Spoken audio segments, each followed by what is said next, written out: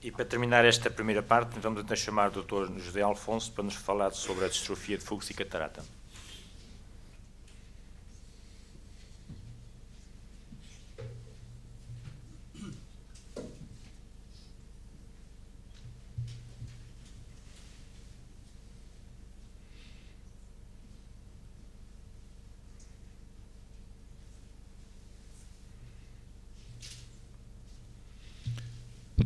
Buenos días, otra vez. Esta presentación es un complemento a la conferencia o la charla que ha dado Luis Oliveira. Yo creo que realmente ha centrado muy bien el tema del DMEC y también un poco ayudando también al concepto que tiene Alberto Villarrubia en cuanto a que el DSAEC también es útil hoy día. El problema de la distrofia de Fuchs, que es una de las patologías endoteliales más frecuente y asociada a la catarata a la vez, nos plantea la duda, la pregunta de si es mejor una cirugía simultánea o una cirugía diferida. Dentro de lo que es el planteamiento quirúrgico en el Instituto Fernández Vega de lo que son las queratoplastias, dentro de las queratoplastias lamelares posteriores, vemos que en principio para la distrofia de Fuchs utilizaríamos el DMEC y podríamos hacer una cirugía habitualmente combinada con lente porque se asocia con frecuencia con catarata y además tenemos el problema de la profundidad de la cámara anterior, que necesitamos suficiente cámara anterior para trabajar bien con el endotelio. De tal manera que la cirugía combinada, bien simultánea o bien diferida, es la norma en estos pacientes. La distrofia endotelial de Fuchs, a partir del estadio 2, que es la disminución visual por la mañana, con un edema estromal leve, por paquimetría, demostrado por paquimetría, es un poco el punto en el cual nosotros ya realizamos la cirugía combinada de la catarata y del DMEC. Ese estadio 2 con disminución, la pregunta clave que nosotros hacemos a los pacientes para saber si tenemos que programar ya un trasplante endotelial es si tiene una disminución de la visión por la mañana que dura 1, 2 o 3 horas en ese momento. Evidentemente, nosotros en el estadio 4, ya lo que es el estadio 4 de Fuchs, realmente ya una cirugía de DMEC no estaría justificada y tampoco en el estadio 1. Habitualmente trabajamos en el estadio 2 y en el estadio 3. Todos sabemos de quién fue la idea de hacer los trasplantes endoteliales. Como ya se publicó en el año 1998, ya planteaba las primeras posibilidades, y en el año 2008 fue cuando se hizo el primer trasplante en humanos. Realmente es una técnica que no lleva ni siquiera 10 años en la cirugía habitual nuestra. La distrofia de Fuchs y catarata, esa cirugía combinada, realmente es la primera causa de triple procedimiento. En el estudio que se hizo en el Moorfield entre el año 90 y el 2005, fue la primera causa de cirugía de triple procedimiento, de cirugía combinada, por lo tanto es algo muy habitual. Y se dice también, en el año 2005 se estableció como 640 micras de espesor corneal cuando hay que plantear ya el triple procedimiento. Esta cifra de 640 micras realmente es muy relativa, como podemos ver también, porque no sabemos de qué córnea partimos cuando la patología comienza a dar síntomas. Las dudas que nos planteamos también es si es mejor una queratoplastia endotelial o una penetrante, si es mejor realizar una FACO-DSAEC o una FACO-DMEC y si las cirugías tienen que ser simultáneas, como decíamos antes, o diferidas.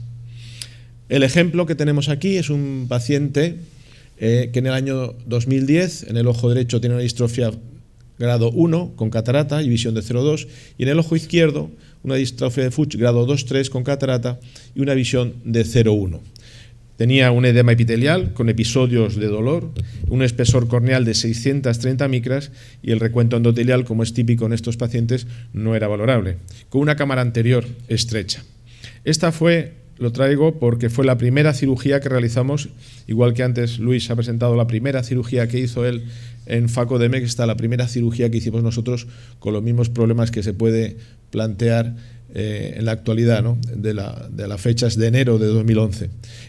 Hicimos la cirugía de la extracción del endotelio el día anterior a la cirugía de la catarata, lógicamente con todo lo que puede condicionar el fallar a la hora de obtener el endotelio. Hoy día ya lo hacemos de otra manera, que después explicaremos, pero en estos inicios de la cirugía hacíamos el trasplante en fresco, sacábamos el endotelio, lo cultivábamos en medio de cultivo y al día siguiente, si todo había ido bien, hacíamos la cirugía de la catarata.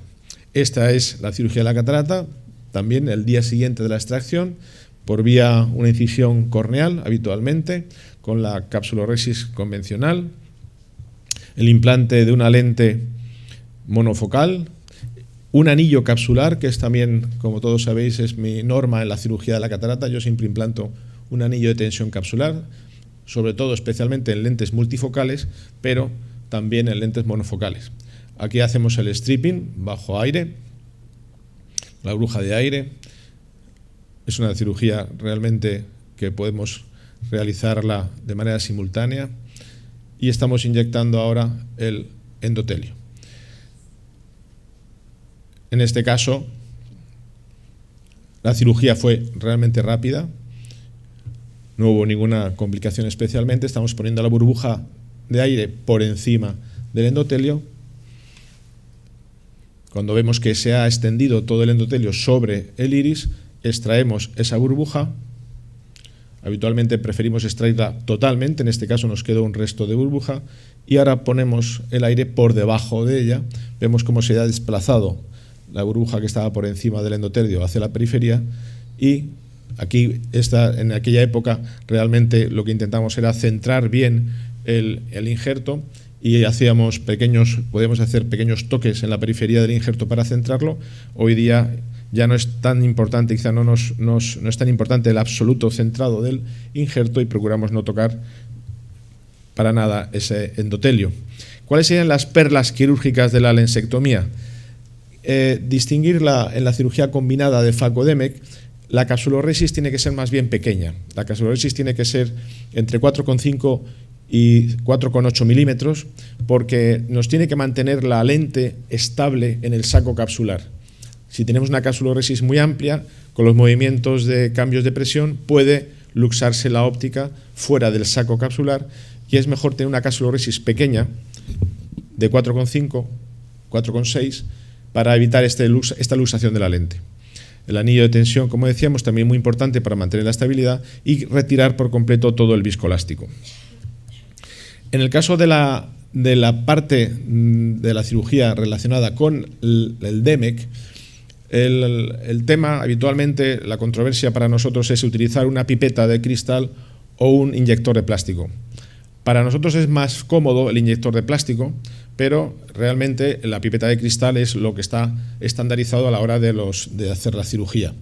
Los inyectores, tanto como vamos a ver ahora, inyectores de ICLs o los inyectores de HANA, que son los que estamos utilizando últimamente, son inyectores de plástico, pero realmente no hemos visto muchas diferencias con respecto a las pipetas de cristal que preconiza Meles.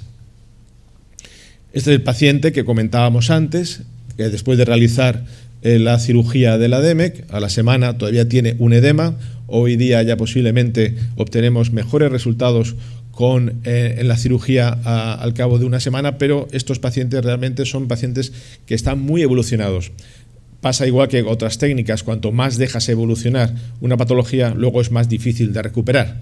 Los resultados a la semana podemos tener una córnea como esta, como veis aquí, pero realmente es en función del origen o de cómo empezábamos o cómo teníamos la córnea al inicio de la intervención.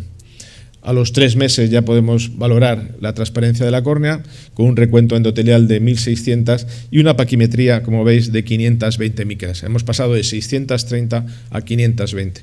Habitualmente se disminuyen entre 100 y 150 micras el espesor de la córnea con respecto al inicial. Y ahí teníamos una visión de 0,6 con una refracción residual de una dioptría.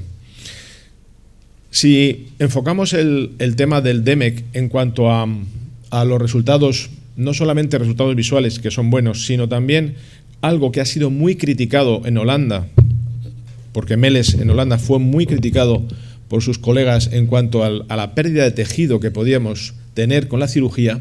En este esquema que vamos a resumir brevemente, fijaros cómo si hacemos una cirugía diferida, estamos aquí hablando de una cirugía diferida, si tenemos un primer DEMEC, Perdón, estamos ahora mismo en la cirugía, espérate que sea, diferida. La cirugía diferida, o sea, primero hacemos la cirugía de la catarata y después hacemos el DMEC, pasados 3 meses. De 60 ojos, hemos obtenido el éxito en 43 en la primera intervención y hemos fallado 17 casos en la primera cirugía. De esos 17 casos, hemos hecho un segundo DMEC en 13 ojos y hemos hecho una queratoplastia penetrante en 4 ojos. ¿Por qué hemos hecho una queratoplastia penetrante en 4 ojos?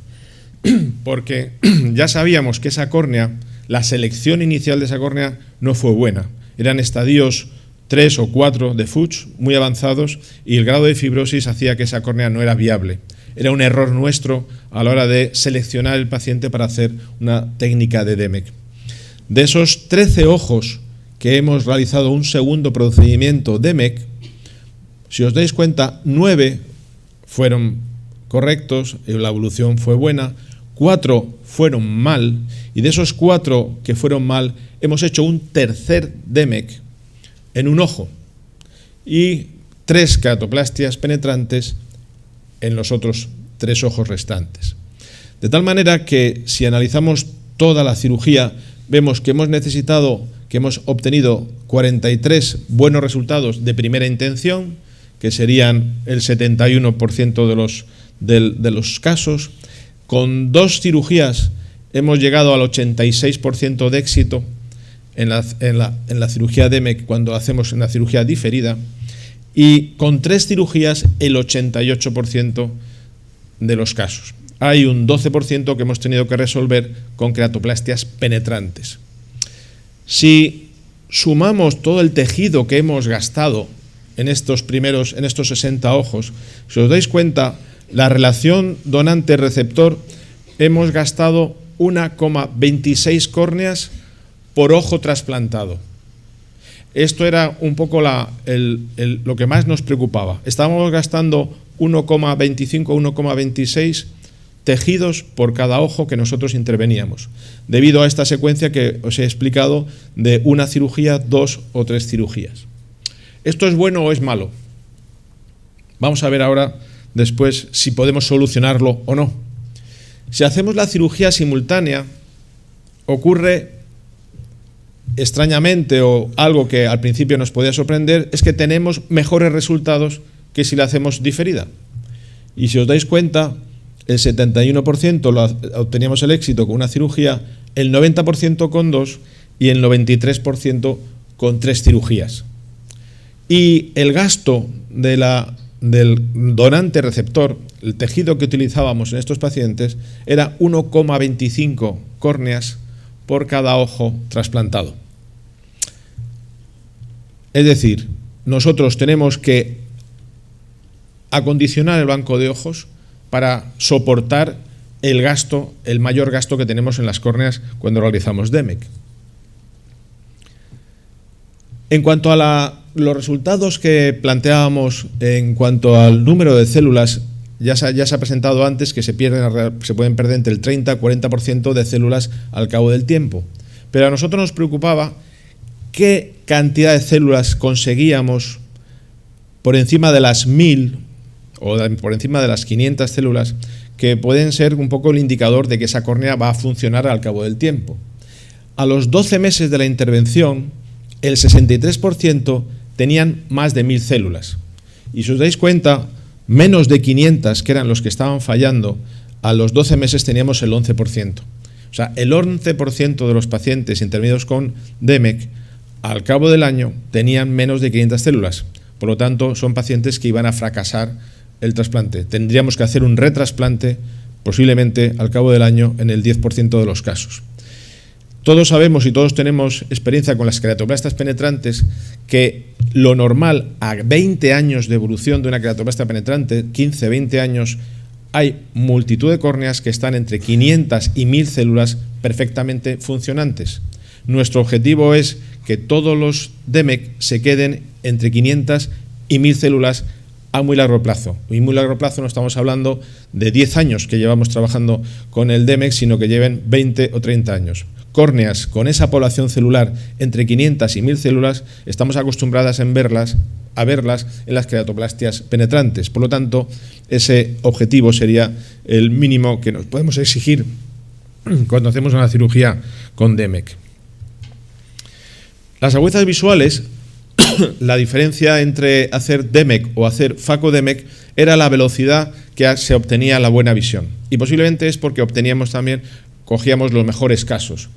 A los 6 meses teníamos una visión de 0,8 en el caso de FACO-DMEK y a los 6 meses en los casos de DMEK aislado teníamos 0,69.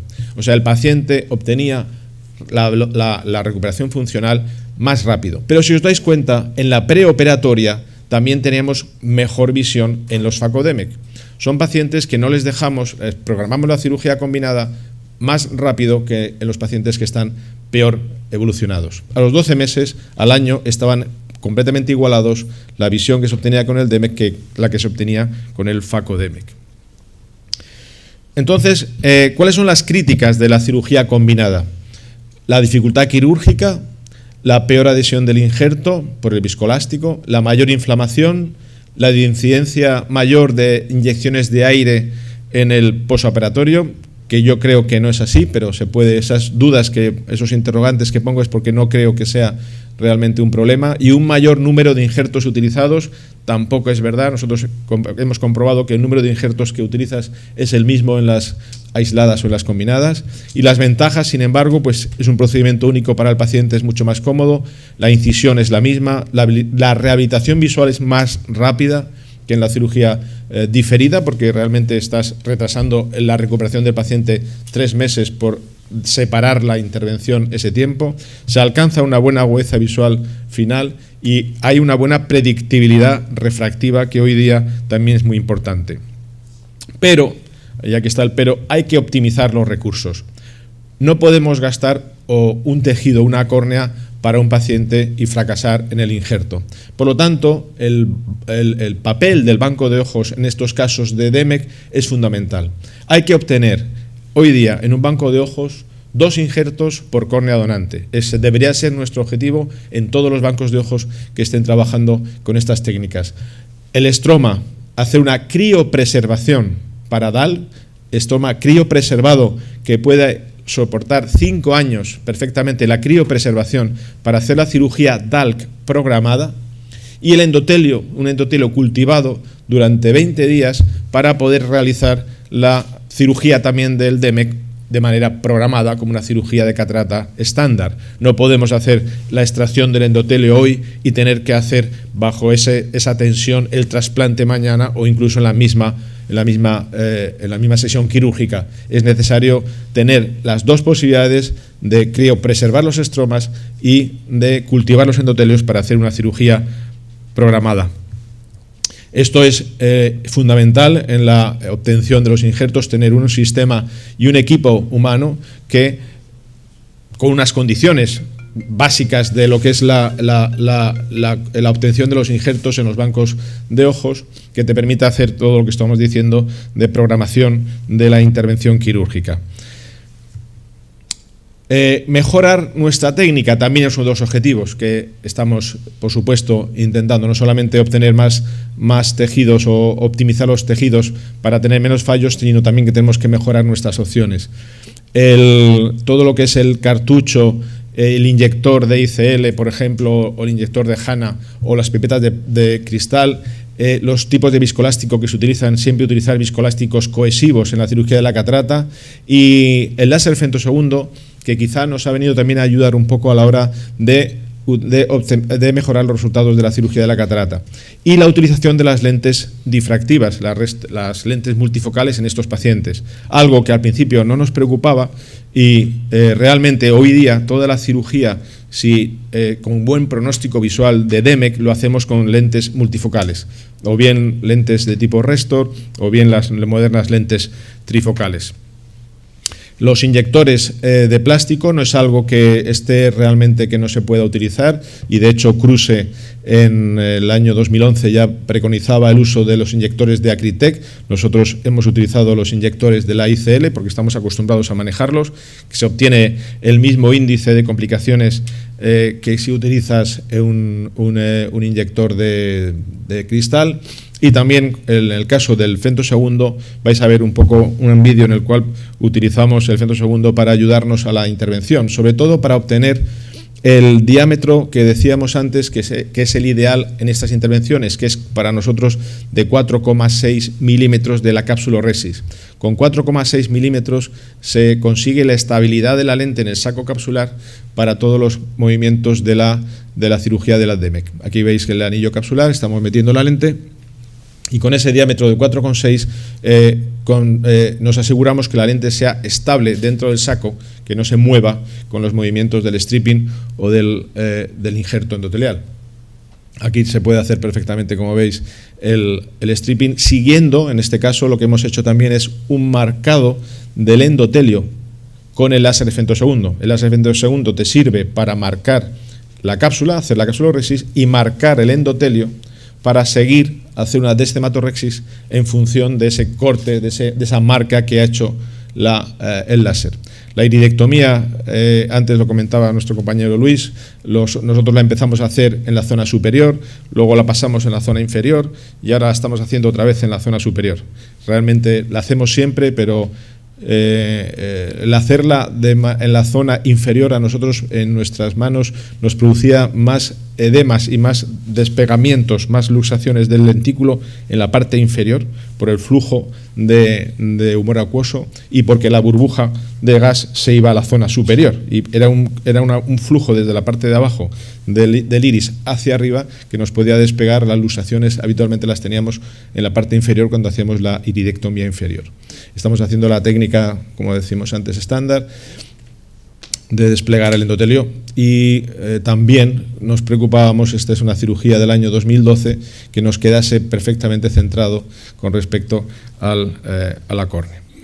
Este es un paciente, además, que tenemos ya, es una mujer, hacía ya paciente de la consulta, que le habíamos hecho un trasplante ya en el año 2007, una queratoplastia penetrante en el ojo izquierdo.